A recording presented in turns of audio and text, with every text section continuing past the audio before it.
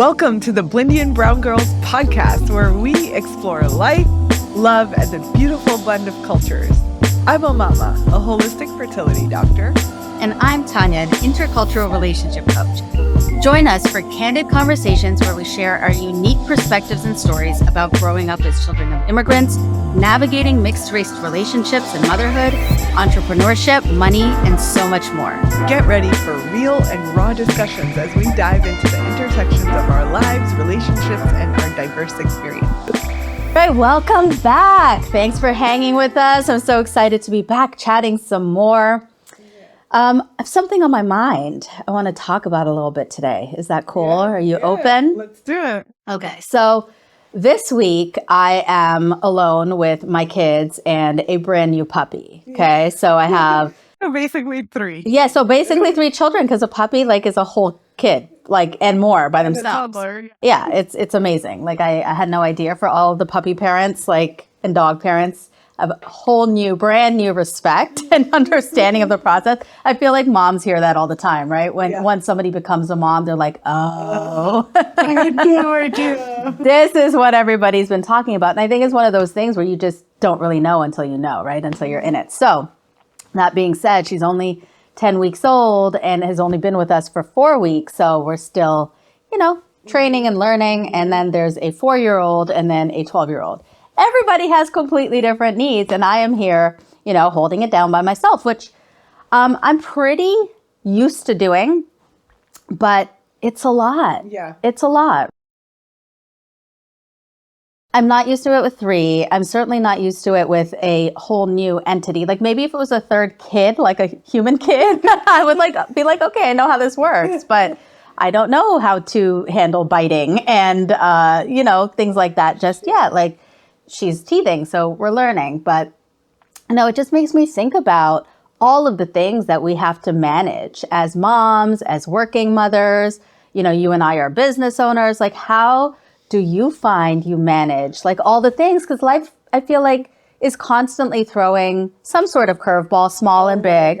So how do you manage? I feel like it's a constant juggling act. Mm-hmm. And I often have this which ball is going to get dropped, because especially in my business, I have a lot going on at the same time. So I'm often oh my God, did we do that thing? Did we do that thing? Did we do that thing?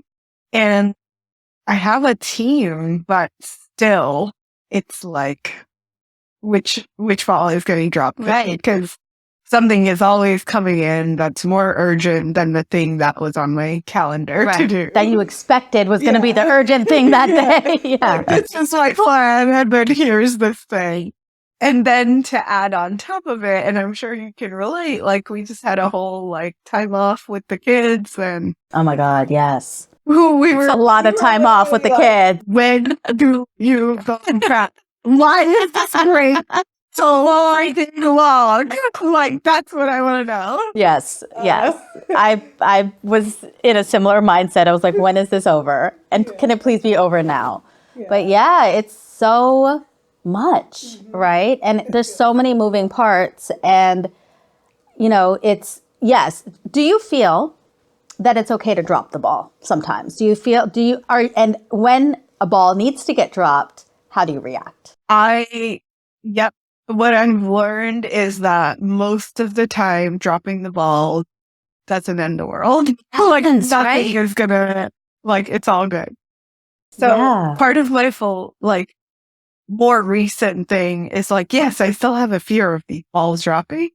But the reality is when something drops that felt so urgent, and then I'm just sorry, not going to get to this today. And then I don't know if you have this, but I feel like I have a fear of disappointing someone, right? And it's always someone. Yeah. Partner, child. Yeah. The business, some team member that is going to be disappointed because I dropped the ball. And maybe they are, but as long as it's they're not expressing it to me, right? So then I'm The world did not end. What if they were expressing it to you? I'm like in total coach mode. What if they were expressing it to you? What would happen then?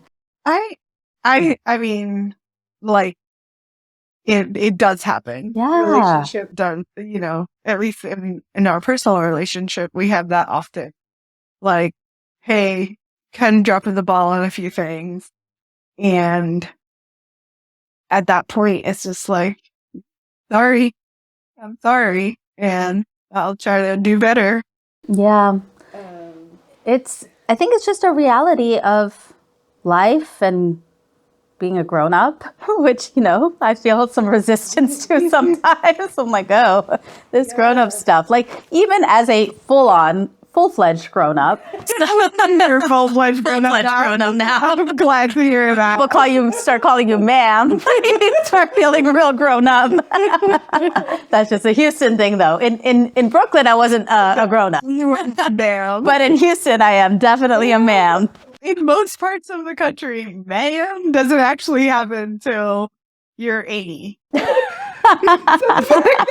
calling us ma'am here is a little bit annoying. Yes, I'm like, I'm nobody's ma'am, but okay, I'll take it. I agree. I understand that you're showing me respect, but let's find another way. I stopped going to a chiropractor who's literally the same age as me, or maybe like 5 or 10 years younger, who was like, ma'am. I was like, no, dude. Oh my God, yes, please stop. That's super annoying. But don't call me that. Please don't. But yes, as a full-fledged ma'am in this world, I feel like, there's constant learning, even when it comes to like how to integrate all of these components of life, because things are always changing, especially if you have children or outside responsibilities, like, just random things with the kids pop up, and then, you have clients, or you have, a responsibility or an obligation. Yeah. So something has to give. Like, I think sometimes we really set very unrealistic standards. I mean, overall, yes, that exists, but I think internally too, especially as women of color, I think we're just kind of conditioned to have very sort of skewed standards of expectations of what we're able to accomplish, produce, what success is supposed to look like, and how we're supposed to somehow manage it all equally as well all the time. Yeah. I agree. I think it's a lot sometimes. And that internal pressure, I feel like, is probably, I feel like I saw my mom do that a lot, right? Like the whole, most of the life that I remember, she was working 2 jobs. So she would go to work, have a little break, go to her next job, come home, cook dinner, like fresh, full on, dal, roti, veggies, and rice. Right. It's not a Kraft mac and cheese box. They come out of her freezer. Literally every day, this woman would cook. And like, it's incredible. While we were eating, it was like that standard. I don't know if I have like fully processed it, but I don't know how she did that. Yeah. Right? Like, I don't know how they did that. Plus you have 2 children, plus your partner, like, I just don't understand. Like, does not compute. In my brain, there are not enough hours for this. Right. So, yeah. That, and then simultaneously, like, I think about, like, they cooked, they cleaned, they did all the house things, right? And now, in present time, and my partner and I've been talking about this, it's like, we need a cleaner. Like, I'm not doing this anymore. We need support. Yeah. And like, I don't feel guilty about it per se, but there is this like running thing in the back of our heads of like, this is such a privileged thing to want and expect support. Our parents didn't have that. Yeah, I think that's such an interesting story and perspective, right? Because what comes to my mind, because I watched my mom do a very similar thing, and there's just a lot of self-sacrifice in that, right? And so I wonder, are we just sort of built differently by virtue of different time and space and place in the world, where that's not our only desire, right? Yeah. And even if that wasn't their only desire, they were so like highly conditioned to accept that that was their role and responsibility, and that their desires came, Okay. I mean, third, fourth, fifth, later, never. Yeah. Right? So Or they put it on pause, right? Like they deferred that happiness or satisfaction of life to some future date. or they put it on us, and we were the representation of their success, of their happiness. Like if we were, you know, If we were successful. if we were successful and was all- yeah, the picture came out exactly as they had painted it in their own mind, then they were somehow, they had done their job. So I think it's just, you know, a completely different mindset and like internal set of expectations too. Because, you know, yes, it's privileged to be able to say, I want, you know, I need someone to help clean the house. But I think it's also very mindful to think, I need someone to help clean the house because my bandwidth is not such that I can do all the things for all the people, including myself. Because I think that, you know, that's a great place to kind of talk about just self-care and what that looks like in the midst of managing all of the million things that we do. Like, do you find that you take time for yourself? Like, what does that look like for you? Or do you do it? It's hard. I think it's hard. I think the time I take for myself is often been kind of tuning out, honestly. Like, let's watch some freaking TV. Yes. This shit off. Yes. Like, turn the world off. Yes. Can we be real about that and how like effective that could be sometimes? I was listening to a Headway on the way here, and I was listening to a little thing from Grant Cardone, who's a marketing genius and super successful, blah, blah, blah. And it was just about like, you have to have, you know, massive action all the time. You have to 10x your success and blah, blah, blah. And I'm like, yeah, I can't listen to this right now. Like, that is not where my head is. Right. Sometimes I want to zone out, and that can be okay too. Like, I don't think that we have to be in massive action taking 100% of the time. No. Sometimes it's okay to zone out and watch TV. And I think there is, I often feel like there is this hustle culture that is promoted. It's a lot of men promoting hustle culture. Yes. And I feel like they for themselves have forgotten the feminine, because we all have the masculine. Absolutely. Feminine. But like for me, when I listen to it, I'm like, fuck no.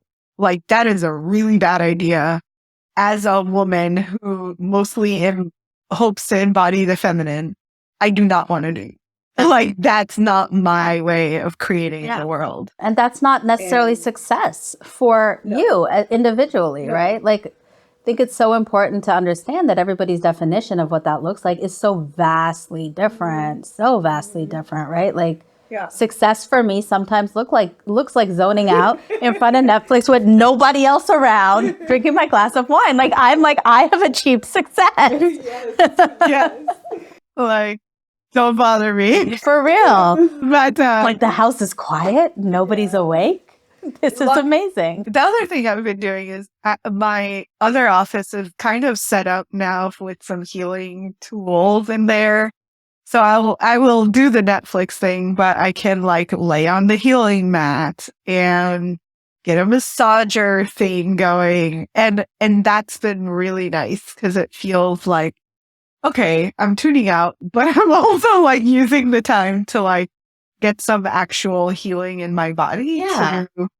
I have a sauna up there. So I'm multitasking while I'm tuning out, which is like, here we go. Amazing. I'm not sure that's exactly what we're talking about. but like, to me, it feels good. Yeah, so that's the thing. More of what feels good. That's what it has to be, right? It's like what works for you and what feels good to you. Because, you know, I think for a lot of people, they have this idea that self-care means, I don't know, going to the spa and soaking in a tub for 3 hours. And I don't know. I'm not sure what because I think that idea is getting pushed a lot too. Is like, this is what self-care looks like. Bubble baths. what mother has time for a bubble bath? What working person, who has a billion things to do has time to, like, yes, every once in a while, but there's so many different ways to nurture yourself. And like for me, listening to my podcasts or, not Grant Cardone, but someone else maybe this morning, for me, that's self-care, right? That's stimulating my mind in ways that my mind needs stimulation. And I just choose the time and place where it's appropriate. Like I had to turn that off because it wasn't the time or place. That's not the headspace I'm in, right? I'm like, okay, today's not the day for, massive action. Definitely not for Grant Cardone. Yeah, Grant Cardone. It's like so high energy. Yes, super high energy all the time. So anyway, I think it's so important though to like understand that that's such an important and necessary part of our, how we integrate all of these elements into our life. Because I think we forget ourselves a lot of the time, right? We're like so busy managing all the things and trying not to drop the ball and to like, have everybody else be happy, right? And then what happens to us? And I think that's the story of our mothers and so many of the elders in, certain Eastern communities, African communities, where I think there was a level of self-sacrifice that was almost like, that was the success. Martyr. Yeah, martyrdom. And it was like elevated to be a martyr. And if you weren't, then something was off, right? Yeah. Like most of the immigrant generation, like that was their thing. Like we need to like work hard, work, do well for our kid. So that's what they did. Yeah, that's what they did. And then there's also, I think, some sort of expectation that we do that as well without the full understanding that things have changed and we don't want to do it in the same way. And I think like didn't really see an example of anything else. Mm-hmm. And we didn't learn what it looks like to prioritize ourselves. Absolutely. So I think at least now I feel like part of I feel like there's this thing that's like everyone's talking about the self-care, and similarly, like what is self-care? Like, is it sitting in a bath? Is it watching Netflix for hours? Is it or like getting enough sleep? That would be great self-care. So I'm curious what you think of, like, what are your ways to prioritize yourself? And then I think the other piece that I want to bring into this conversation is just like creating an intentional life. Mm-hmm. And what does that look like? Mm-hmm. So my self-care is very intentional. I wake up very early in the morning, 5:30, before everybody else in my house so that I can have time. What time do you go to bed? And how do you wake up at 5:30? I go to bed, 11-ish, probably. Oh my God. I operate very well on very little sleep. I usually get 5 or 6 hours and I'm fully functional. For me, sleep is not, I'd rather be awake doing the thing, like taking that time than sleeping. Like for me, I know myself, I can operate at full functionality. 6 hours is probably like my sweet spot. If I sleep too much, I feel deficient in a way, and not mentally, not like, oh, I feel lazy or anything like that, but like my body doesn't operate any more optimally, or I'm not any better off. There are some days that I'll sleep a little bit longer, maybe till like 6:30, but I need like 9 to 10 hours of sleep every day. Yeah, see, like you have to know yourself, right? For me, 9 to 10 hours, I can't even tell you the last, maybe 20 something years ago, I slept 9 hours. I don't know. Maybe I was drunk and passed out one day. And if I had more control over it, I would have woken up. But I'm super intentional about it. I wake up, I have an entire morning practice. I journal, I meditate, I do like visualization practices. I do whatever. Honestly, I will tell you, there are some mornings, very rarely, but I will finish watching the show that I fell asleep on the night before, because that's just what I feel like doing in my time for myself. Yeah. More often than not, I'm, usually using that time a little bit more productively than Netflix. But I also sometimes work because something's on my mind or something. And you know, I think this is where it's really important to remember, you know, that integration piece. Like I know by 6:30, my son will be up. He leaves for school at 7 a.m. So, you know, I want to spend that little bit of time with him. I mean, it's like 10 minutes because he wakes up at the last minute that he can possibly wake up. And now, you know, with the puppy, he's waking up a little earlier and taking her out first thing. But, you know, I know by that time, my house is going to start being functional and in operation. So I need to take that time intentionally before that if I want to have time for myself. I have a partner who has a very weird schedule, crazy schedule. That's changing now. But so often I'm alone. You know, I'm alone completely this week, but I am often alone in the morning and at night. So knowing for me that I have to fit my own care, nurture, you know, needs into those gaps, I have to schedule it out. I have to be intentional and I have to be intentionally living all the time. So I operate in a very systematic and structured way. That's just who I am and how my brain works anyway. So everything is sort of scheduled out and you know, like I have a very good idea of what needs to happen every day and what the moving parts are. Also, I have kids who are 8 years apart in age, right? They have completely different sets of needs. One's in middle school, one's in Montessori school, like completely different, right? So one has tutoring, one has dance class, one has, you know, so it's, for me, it works to schedule in my self-care. And outside of that, just doing things like with friends, going out for a drink. I take myself out for cocktails all the time. Like I will stop by somewhere on the way home and grab a cocktail, read a book, sit all the time. I do it at least once a week. That for me is self-care. I love restaurants. I love cocktails. So, you know, that's how I'm really intentional about setting up my life in a way that I don't feel overwhelmed. I rarely feel overwhelmed by life. And I think that's because I've learned to operate this way. For me, it works. Some people are like, it feels rigid, Tanya. There's no spontaneity. But there is. There actually is because I leave space for it. Yeah. What does that sound like to you? You're like, that sounds like, wow, that's interesting. Yeah, I like it. I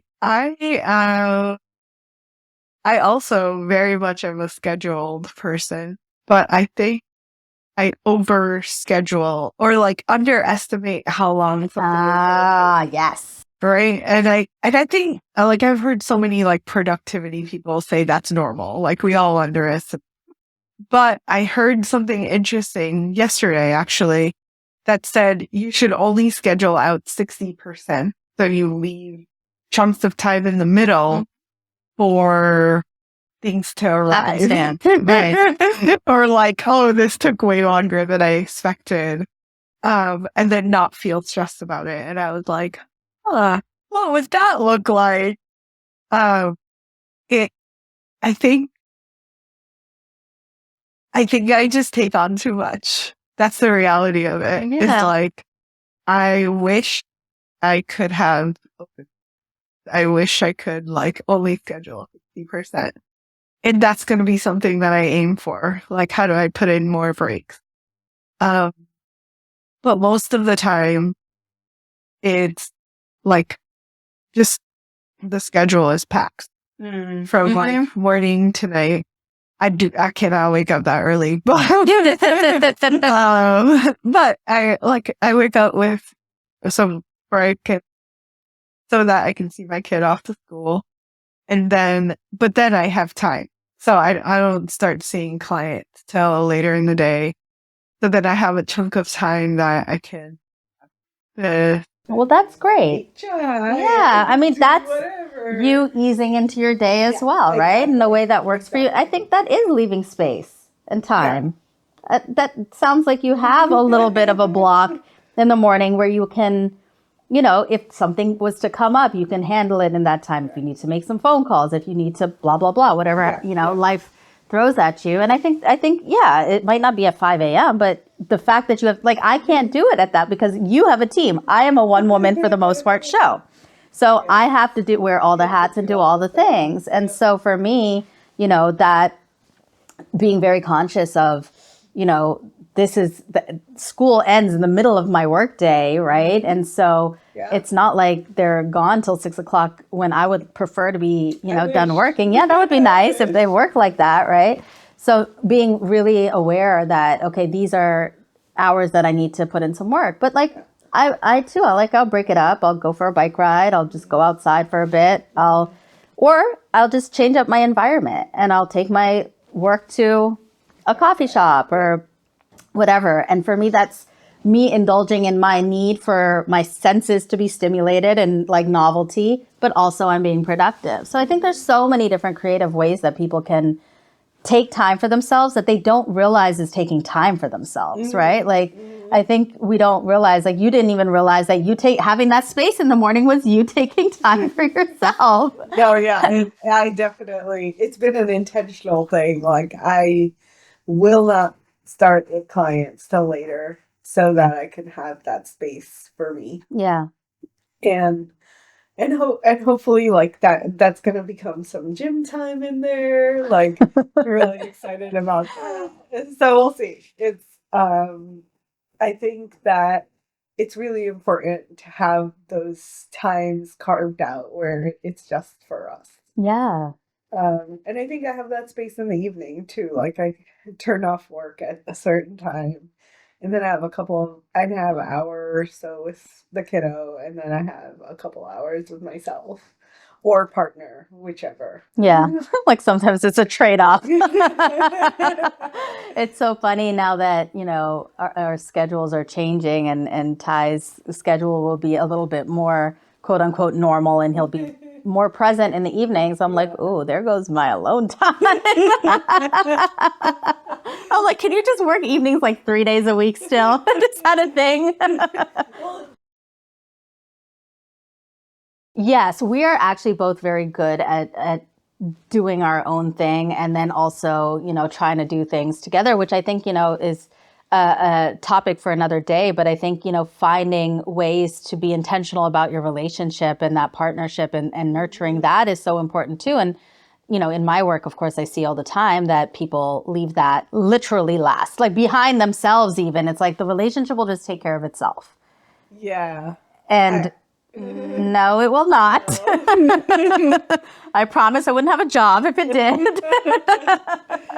No, it will not take care of itself. So just, those two things, I think we have to be even more intentional about taking time for ourselves and then taking time with our partner, not to talk about the bills and not to talk about what the schedule is for the next few days, but to like be present with each other the same way that, you're being present with yourself when you're making your chai in the morning. Yeah. Yeah. And actually like be like yourselves in a relationship without all the other stuff.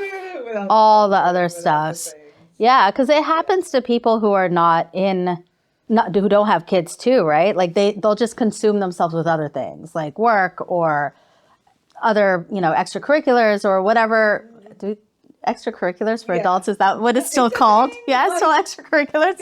Hobbies, whatever. There are so many adults that do other things. Yeah. So that just like have their interests and they like prioritize their interests over the relationship. A lot of times I see that happening and it's not sustainable, right? So yeah, I think being intentional about all of it is so important. And that helps you integrate everything so much more easily too. Is like when you're good, when you and your partner are good, it just makes managing all of the curveballs so much easier, right? Like you're not also in conflict. You're not also like depressed or anxious or, feeling overwhelmed. Like those things can be managed so much easier if you're intentionally taking care to manage them every day. Yeah. Easier said than done.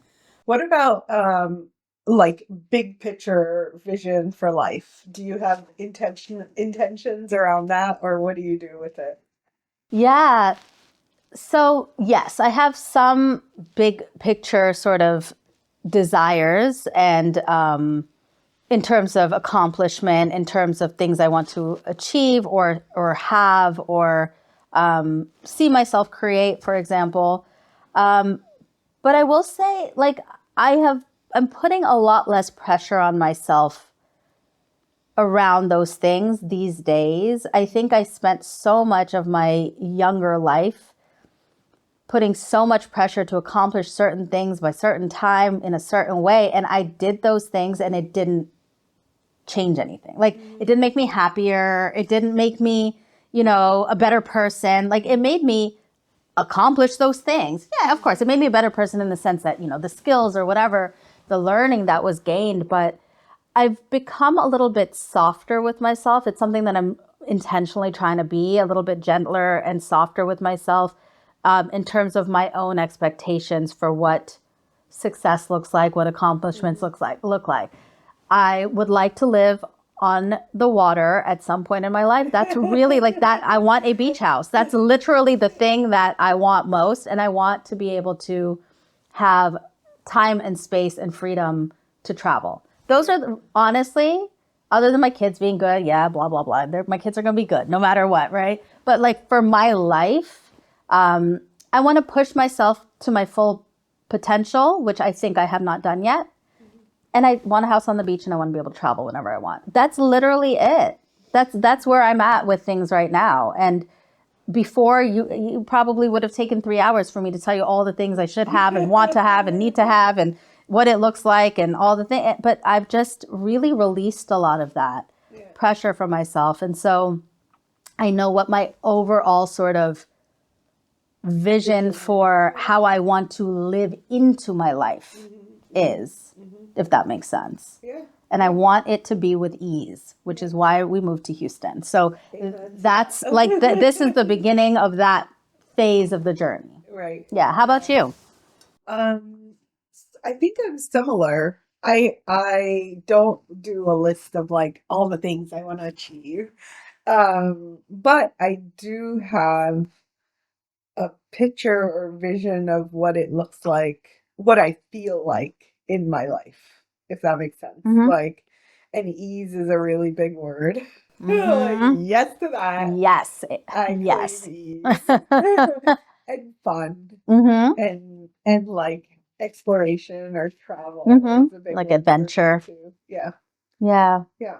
I think, as you get older and live a little bit more life, naturally the perspective and priorities change, right? I think that's a natural thing, especially, when you're younger, maybe for some people, the goals are partnership or children or, family in whatever iteration that looks like.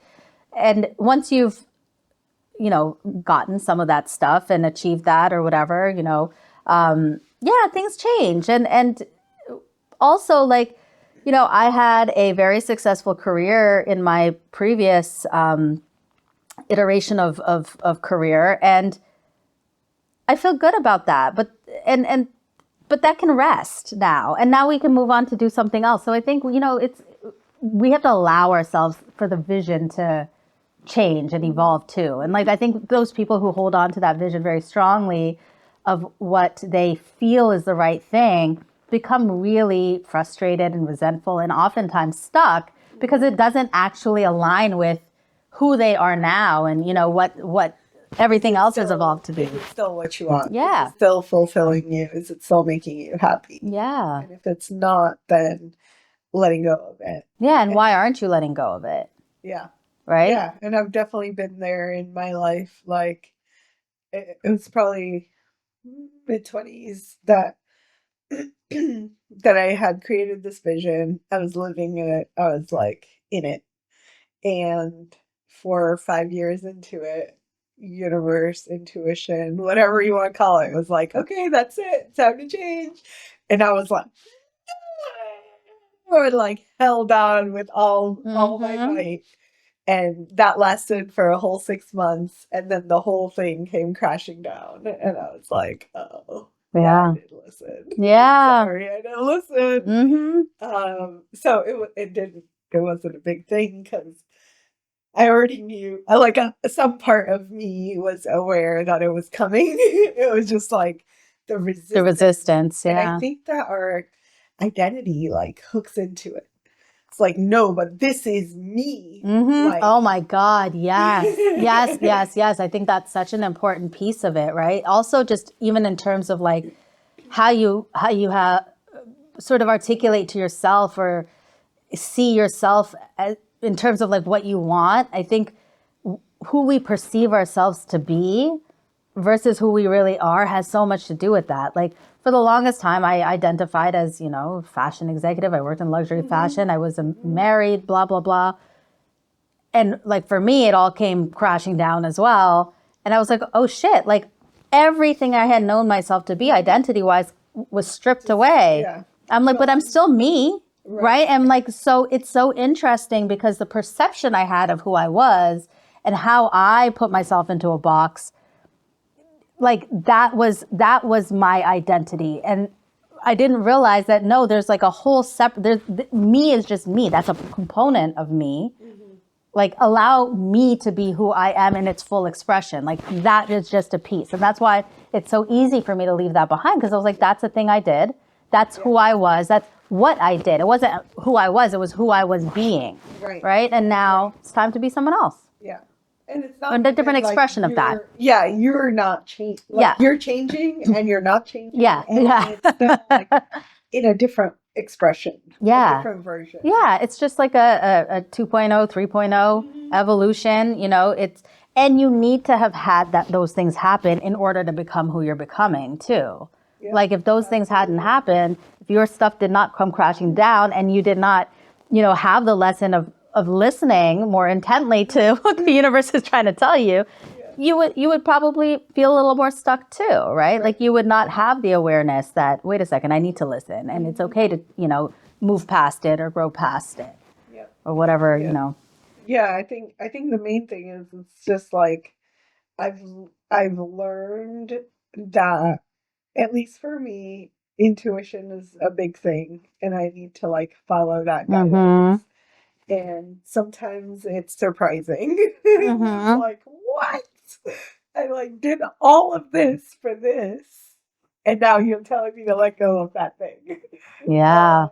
But it's part of like the growth and the evolution and like where life is taking us. Yeah, absolutely. And I think all of those things too, those experiences and those lessons allow you to manage what's going on currently even better as well, right? Like if you're actually paying attention and if you're actually taking the lesson with you, which I think is what life is all about, is learning those lessons and applying them forward. I think a lot of us make the mistake of not learning the lesson and not applying it to anything and then redoing it and then be pissed off that the world hates us and like all the things. But yeah, I think it, for me, I think back and, we started the conversation with me saying like, I'm alone this week and whatever.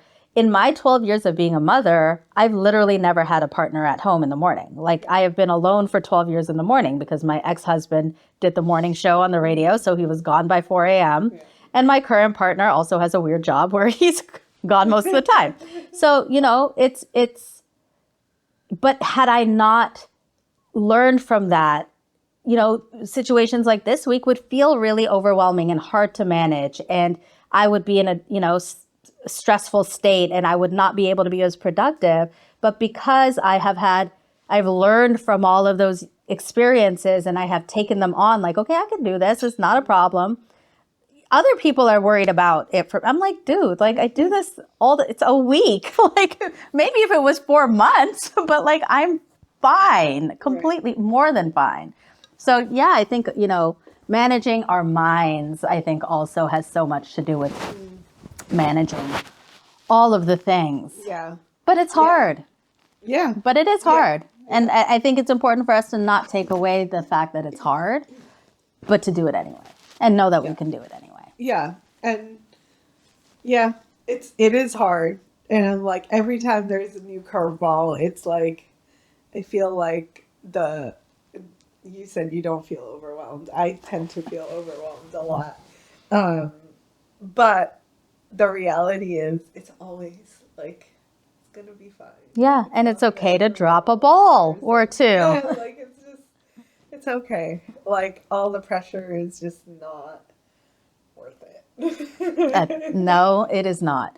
And like you said before, the world's not going to end. And it's okay sometimes for other people to feel disappointed. It's okay for you to be disappointed sometimes.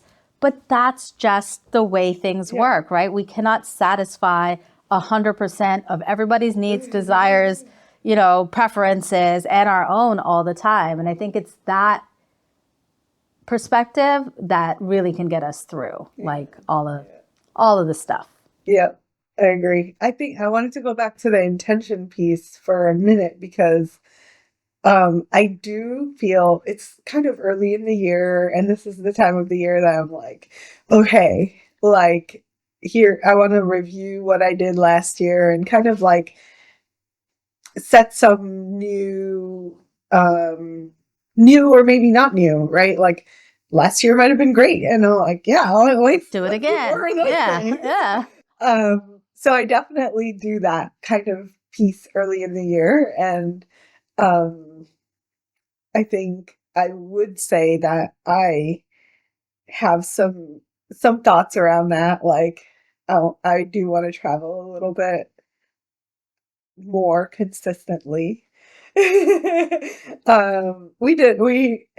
like reviewed my year and I was like, yeah, we actually did pretty good, but it didn't register as travel. Yeah. I'm like, I just think that we need to like have more times carved out for that. So that's a really big piece for me this year is like just make some space and be intentional about putting the things into life because otherwise life just like goes. You know what I mean? Like yes, and this it will just feeling of, escape like, you. Yeah, like is it already the end of the month? Like Right? it's not. It's totally me like, oh, this is so But it crazy feels now. like it is. Yeah, it feels like it just Yeah. goes by so fast. Yeah. And when you're someone like we described ourselves being like a scheduled person, you kind of already know what your schedule looks like until like a loose, version of what. No, I know Yeah. what my schedule looks like. So do I. And I'm always I have it in my phone, but I'm a writer because I'm old school like that. So I have my planner and I literally write it out 2-3 weeks in advance. And of course, as things come up, I add it. So yes, I'm always like a month out, 2-3 weeks at the very least. So yeah, when you're aware of that, it feels like time is collapsing, right? Yeah. Like it feels like time is like not on your side. But we have to remember, like, time is expansive. It's the same. It's the same for everybody. We can get it done. It's really just about, I think you said that, sometimes you get overwhelmed, which I think is a very natural thing. That's like, it's a really very big, mind management thing, which is really hard. And I see this, like, I would say, in 99% of my clients is overwhelm is one of those things that I think is just afflicts us all, equally harshly.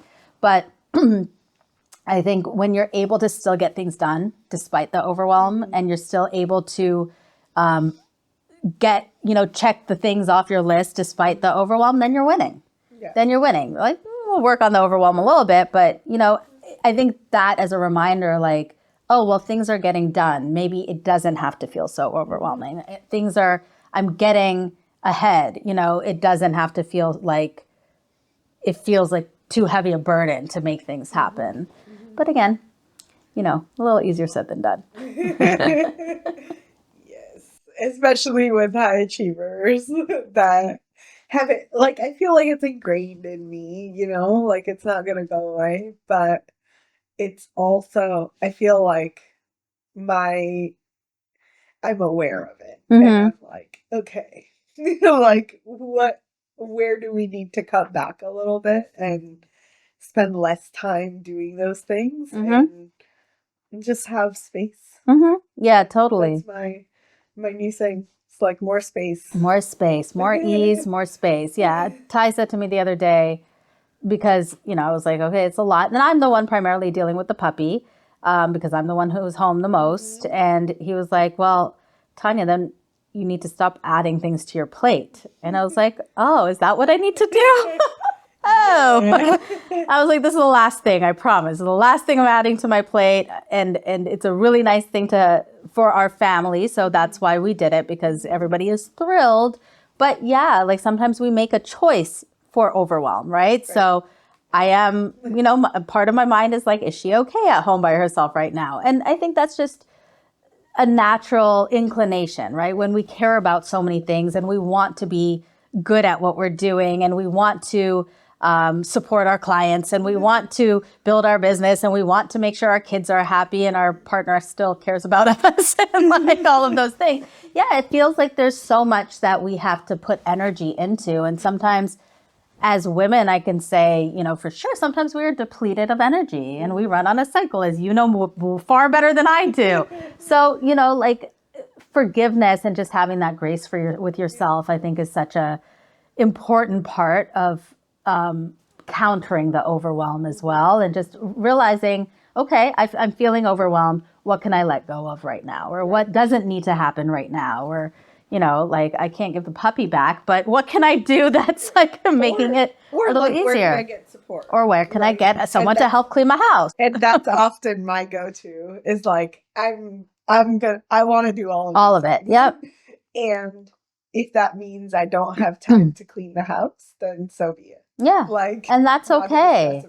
And that's okay. And, I think we all often also don't, we don't take into account the significant value that it's going to add to our ability to do the things that we want to be doing, or that are going to add value back to our lives, or take care of the people we need to take care of. Exactly. And so I think that is an important thing. Yes, it's certainly a privilege, and we're very fortunate to be able to even consider those things when so many people can't, and live in a constant state of overwhelm. Absolutely. But I think recognizing what are those pieces, like what are those things that I can maybe ask for help? Because I think a lot of times as women and as mothers, we are also resistant to asking.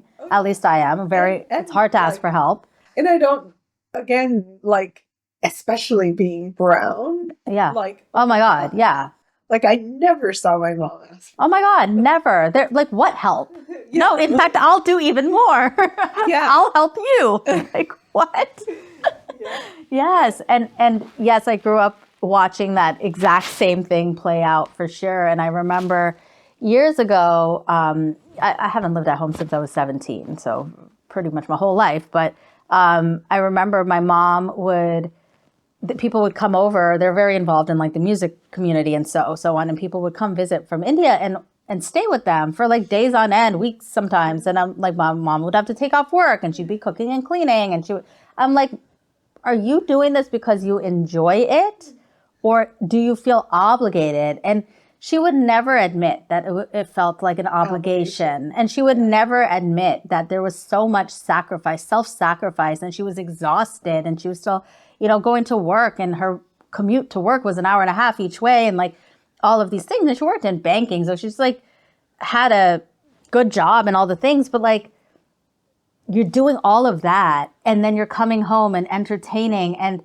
often people from India, they have a different expectation because they have people doing all of those things for them, right? God, like India is like whole new level. It's a different level of privilege. A person to clean. A person to like tie your shoes if you need. It's a daily thing. And it's a daily thing. So you never even. Oh, this is once a week, once a month. It's every day. It's part of your routine every day. So you're never having to think about a lot of those things. And I would see that these people didn't realize that my mother is the one doing it all. She doesn't have a staff to do they're it. Kind of like incapable of doing things, right? Oh my God, yes. Yeah, and it's like beneath them to do it. Okay, now we're being super judgy of the Indian people. Not everybody's like that, but yeah, I would see her and I'd be like, Mom, like you're exhausted. Like they're gonna go back to their like helpers and drivers and all the things, and you gotta take the subway to work. Like what kind of nonsense is this? Like what is happening right now? Right. But yeah, there was just a different level of expectation and a different level of taking things on and being overwhelmed, but not recognizing that you're not even wanting to admit to the overwhelm. And I think that that's so detrimental And I think we're just unwilling to do that now. Yeah. So we will go get the house cleaner because that will actually allow us an extra hour with our kid or an extra hour with our work or an extra hour with ourselves that we wouldn't have otherwise had. And I think that's so okay. More than okay. Yes. More than All okay. right, let's do it. Yeah. I remember when it was COVID and we had to stop using our house cleaner back in Brooklyn, and because neither of us were working anymore at the time and all the things, and I'm like, okay, we can't. Right. First of all, like, we have the time now. We're at home. We're not going anywhere. We're not going anywhere. So, like, we cannot use that as a reason why. And we certainly shouldn't be spending the money if we're not working. And I remember recognizing, like, oh shit, like that was a significant value add. I mean, it had been years that we had not had to think about cleaning the house, and it wasn't every day, it was every other week, but the maintenance in between was not much, right? So, and at the time only one kid and blah blah blah, so it was just a different reality. And I remember, like, wow, this is a significant, it makes me feel good. It makes me feel calmer because I don't have to think about it. And like a clean, clear space. Clean space and just like all of it. And so, I think, again, we're talking about it in the context of cleaning or whatever, but there's so many different, if it's somebody to help with your kid for a couple of hours so that you can even not run errands, but just sit down, right? Like whatever it might look like sending your kid on a play date so that you can get a moment alone, or, asking somebody else to pick up your child from school, or whatever it might look like. I think it's so important to also be okay with asking for that support and asking for that help. Yeah, absolutely. Yeah. Awesome. Well, this was fun. Always. Thanks for hanging out today. Yeah, so we'll wrap it up and come back again. Yeah. To more next time. All right, sounds good. Talk to you soon. The Blindian Brown Girls podcast, where we explore life, love, and the beautiful blend of cultures. I'm Omama, a holistic fertility doctor. And I'm Tanya, an intercultural relationship coach. Join us for candid conversations where we share our unique perspectives and stories about growing up as children of immigrants, navigating mixed-race relationships and motherhood, entrepreneurship, money, and so much more. Get ready for real and raw discussions as we dive into the intersections of our lives, relationships, and our diverse experiences.